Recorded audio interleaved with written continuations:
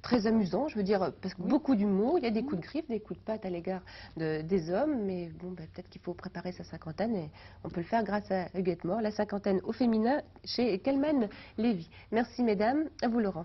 Merci Odile, je voudrais vous présenter notre invité aujourd'hui qui n'est pas trop touché, tout comme moi d'ailleurs, par les problèmes de la cinquantaine. Il s'agit de Didier Marouani, bonjour. Bonjour. Vous allez bien? Très bien. Ça marche bien. Je pense qu'on sera touché un jour ou l'autre. Un jour ou l'autre, forcément. Je crois que vous êtes un artiste qui marche bien. J'ai quelques chiffres. Déjà 3 albums vendus à plus de 8 millions d'exemplaires dans le monde. Là, vous venez donc de sortir un nouvel album qui s'appelle Space Opera, c'est ça? Absolument. Hein? C'est un space opéra, c'est le premier opéra spatial et il a la particularité d'être entièrement enregistré à l'aide de synthétiseurs, donc c'est la musique électronique, et il regroupe les chœurs de l'université d'Harvard, donc aux États-Unis, et les chœurs de l'Armée Rouge. Voilà, alors vous êtes quelqu'un vous ne faites pas les choses à moitié, puisqu'en tournée en 83, 30 techniciens, 4 semi-remorques, remplis de 20 tonnes de matériel électronique en tout genre, les chœurs de l'Armée Rouge, les chœurs de l'université d'Harvard, beaucoup de monde, beaucoup de matériel.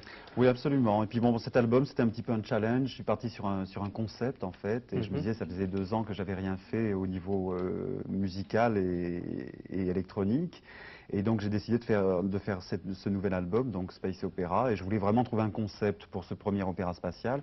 Et qui dit opéra dit voix, et qui dit space, donc l'espace.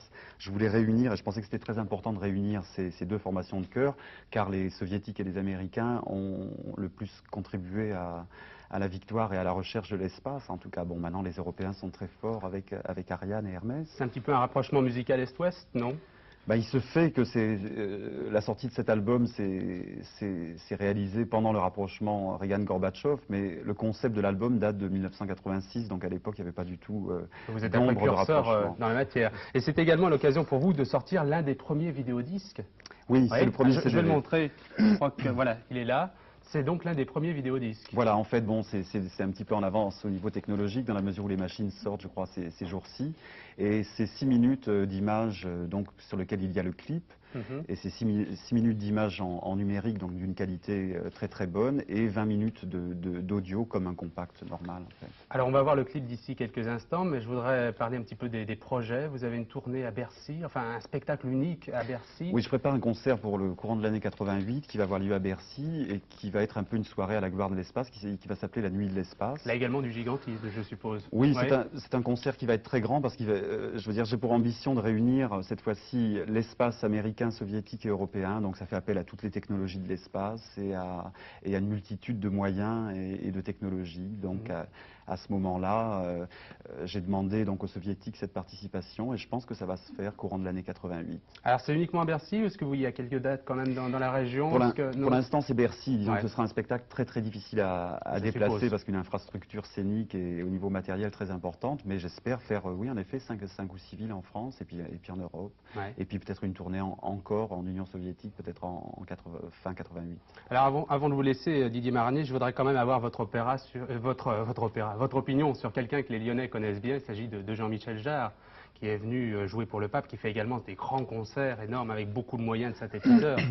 Bah, disons que je pense que dans la musique comme en littérature ou en peinture, il y a des courants musicaux qui naissent et bon, l'arrivée en 77 ou 75, dans les années 75, disons, des synthétiseurs était un véritable bouleversement pour le musicien.